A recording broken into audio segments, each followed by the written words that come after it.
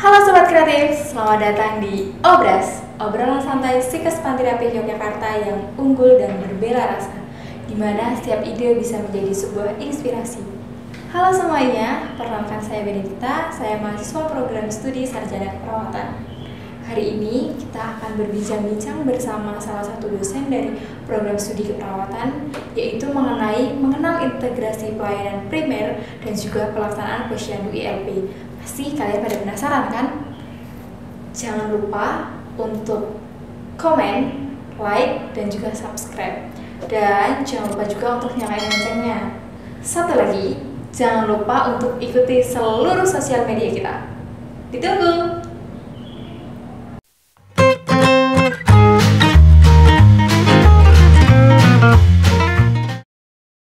Kedatangan tamu yang sangat istimewa, yaitu salah satu dari dosen keperawatan. Nah, pasti pada penasaran kan? Langsung aja yuk kita untuk kenalan. Halo Ibu. Halo Mbak Dita. Oke, halo Ibu, mungkin bisa untuk memperkenalkan diri Ibu. Oke, halo teman-teman. Ya, perkenalkan, nama saya Amelia Ratnawati. Biasanya di sini dipanggil Ratna. Saat ini saya ada di Prodi Keperawatan, Sarjana Keperawatan dan Profesi Nurse, dan saat ini saya mengajar di Keperawatan Komunitas dan Keluarga. Oke, halo Ibu, mungkin teman-teman kalau yang mungkin masih baru, oh ternyata ada ini itu gitu. Nah, halo Bu. Tadi kan untuk judulnya sendiri yaitu mengenal program integrasi pelayanan primer dan juga pelaksanaan posyandu ILP. Nah, sebenarnya dari saya sendiri juga tuh masih awam dengan apa itu ILP, Bu. Ya, oke. Jadi kalau sebenarnya ILP gitu ya, sebelum kita ngomong ILP gitu ya, teman-teman mungkin penasaran ya, kenapa sih sekarang posyandu gitu ya? Sudah kan ada posyandu ya? Ya, sudah. Nah, posyandu itu sekarang pelaksanaannya sendiri ya, artinya dalam balita, lansia itu dalam satu hari. Nah, itu ternyata menjadi salah satu program ya dari Kemenkes yang sudah dicanangkan dengan Peraturan Menteri Kesehatan nomor 15 tahun 2023. Nah, sebenarnya sudah hampir 2 tahun yang lalu ya. Nah, 2 tahun yang lalu ini adalah upaya bahwa pelayanan kesehatan primer itu menjadi terintegrasi. Nah, kalau dulu teman-teman mengenal bahwa posyandu dilaksanakan ya, balitanya itu di hari misalnya hari Kamis, nanti hari Sabtunya posyandu balita gitu ya. Tapi kalau nanti yang dewasa pengen periksa, posbindunya nggak ada. Nah, sekarang di program yang sekarang terkait dengan ILP ini integrasi untuk semua usia. Jadi pada pelaksanaan promotif, preventif, juga nanti tidak mengabaikan kuratif dan rehabilitatif dari kerjasama dengan puskesmas. Nah, itu. Lalu dari puskesmas sendiri untuk proses pelaksanaan itu bagaimana sih Bu sekarang dengan adanya ILP ini sendiri yang tadi jadi untuk lansia, balita, ibu hamil dan semua usia itu menjadi satu. Nah, dari puskesmas itu untuk pelaksanaannya seperti apa Bu sekarang? Iya. Pelaksanaan untuk ILP terintegrasi ini gitu ya, atau posyandu terintegrasi ini dari puskesmas itu dilaksanakan gitu ya, dilaksanakan bersama-sama. Artinya kalau tadi saya sudah bicara ya bahwa posyandu balita lansia, termasuk nanti posbindu ya. Posbindu itu untuk dewasa, itu dilaksanakan dalam satu hari. Jadi misalnya dalam satu aula gitu ya, atau tempat pertemuannya di padukuhan. Nah, itu harapannya dari program ILP ini dilaksanakan berbarengan. Jadi nanti misalnya ada satu kelompok atau meja gitu ya, digunakan untuk pemeriksaan balita, ibu hamil dan ibu nifas. Lalu yang sebelah kanan lagi misalnya itu untuk yang lansia. Lalu ada lagi yang untuk dewasa. Jadi itu pelaksanaan yang diharapkan dari pelaksanaan posyandu ILP ini. Dan kalau saya boleh cerita ya ini ya. Nah, ILP ini kalau di Kabupaten Sleman ini sudah dicanangkan gitu ya sejak 23 November tahun 2024. Nah, itu oleh Bupati Sleman itu dalam satu pertemuan dengan seluruh puskesmas gitu ya, dengan seluruh padukuhan dan itu harapannya nanti setiap padukuhan itu bisa melaksanakan Posyandu ILP ini gitu. Itu dari tahun 2004. Jadi sebenarnya ini sudah lumayan ya, sudah sampai lama, ya sudah lama. Dan kenyataannya memang walaupun itu sudah dicanangkan, belum semua padukuhan itu sanggup untuk melaksanakan Posyandu yang terintegrasi ini. Nah, kenapa kira-kira? Karena butuh sumber daya yang lumayan. Nah, kalau tadi minimal gitu ya, Posyandu balita tadi butuh 5, berarti dalam satu pelaksanaan itu bisa sampai 15 orang ya kader yang harus melaksanakan Posyandu ILP ini. Nah, dan waktunya lumayan panjang. Nah, itu dalam satu hari yang sama ya Bu. Betul. Nah, dengan adanya ILP ini, lalu dengan ada ILP setelah itu dengan satu hari yang sama nih Bu, apakah antusias masyarakat dalam berpartisipasi itu tinggi Bu? Ya, saat ini gitu ya, yang pernah saya ikuti gitu ya untuk Posyandu ILP ini, masyarakat luar biasa, senang banget dan antusias setiap kali pelaksanaan, dan itu dilaksanakan setiap bulan gitu ya.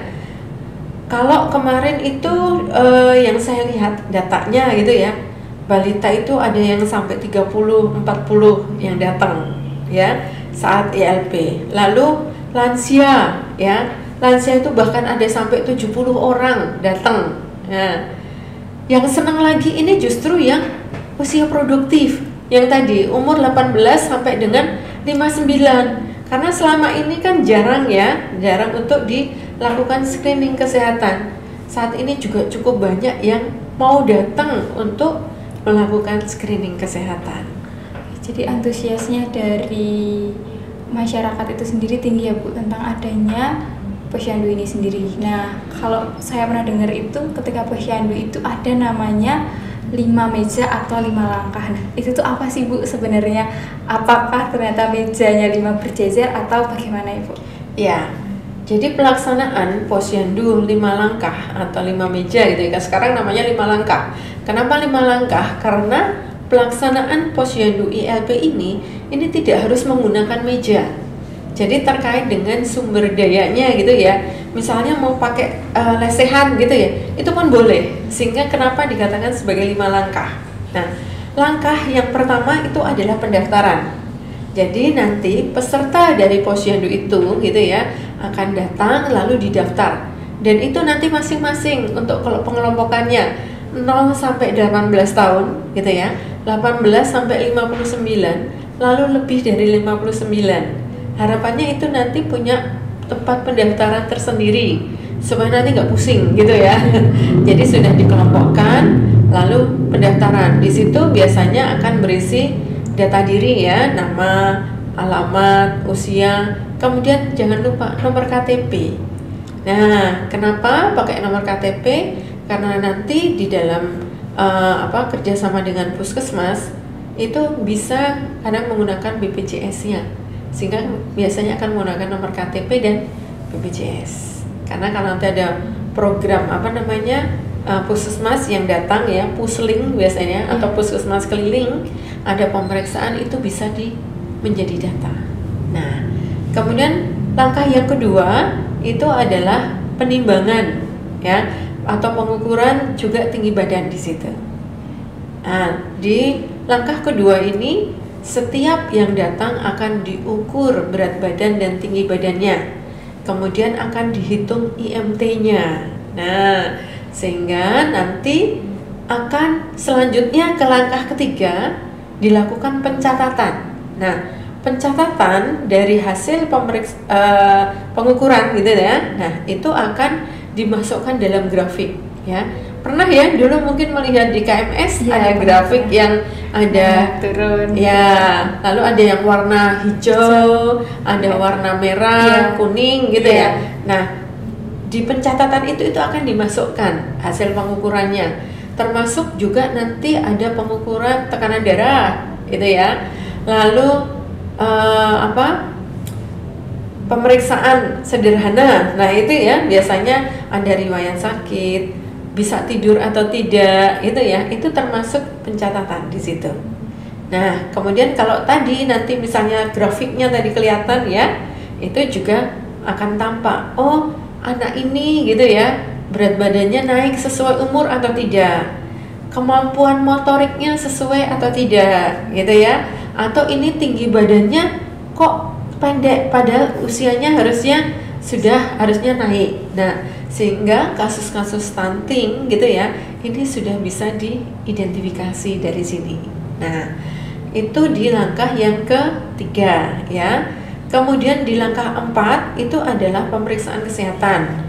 Biasanya di situ ada pemeriksaan kolesterol, gula darah, dan asam urat. Nah dan pemeriksaan itu dilakukan oleh kader loh. Nah itu hebatnya sekarang kader-kader itu sudah dilatih untuk bisa melakukan pemeriksaan darah sederhana. Nah itu yang bisa dilakukan secara mandiri oleh kader gitu ya. Selain itu juga oleh posyandu itu. Jadi kadang-kadang peserta itu juga bisa bayar. Nah jadi tidak semuanya gratis. Biasanya kalau pemeriksaan gratis itu kalau ada pusling atau ada program gitu ya dari pemerintah, lalu itu bisa diberikan gratis yang tertentu. Nah jumlahnya juga nggak banyak biasanya. Nah itu dibatasi. Itu yang di langkah ke-4. Kemudian kalau ada pusling, kadang-kadang juga ada dokter yang datang. Nah lalu di situ ada pemeriksaan, lalu pemberian obat. Nah itu biasanya di langkah ke-4. Kemudian di langkah ke-5 itu adalah pendidikan kesehatan.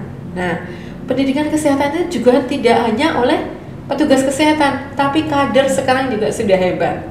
Mereka sudah dilatih untuk bisa memberikan pendidikan kesehatan kepada masyarakat, bisa menggunakan leaflet, menggunakan lembar balik, dan mereka menggunakan bahasa-bahasa sederhana untuk bisa masyarakat lebih paham ya apa yang mereka harus lakukan. Misalnya kalau ada hipertensi atau misalnya anak gitu ya susah makan, lalu bagaimana caranya, termasuk modifikasi makanan itu juga sudah diajarkan kepada para kader.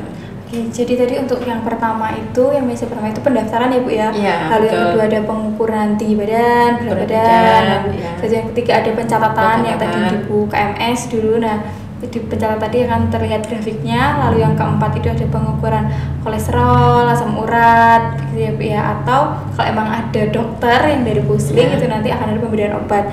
Dan yang kelima itu ternyata ada pendidikan kesehatan. Betul. Yang dilakukan oleh kader. Berarti datang ke posyandu ini ternyata manfaatnya banyak. Betul. Banyak banget, bisa mendapatkan banyak informasi tentang kesehatan gitu. Betul ya Bu ya. Sekali, iya. Dan nanti biasanya akan ada tambahan dari padukuhan, yaitu PMT ya, pemberian makanan tambahan. Nah ini yang biasanya dinanti-nanti oleh para balita ini gitu ya. Iya, biasanya dulu kalau itu dapat roti atau kacang hijau, atau sekarang pisang. Nah gitu ya, itu biasanya mereka senang sekali gitu ya, dapat PMT tadi. Tapi juga untuk lansia juga bisa, karena itu adalah swadaya dari masyarakat ya.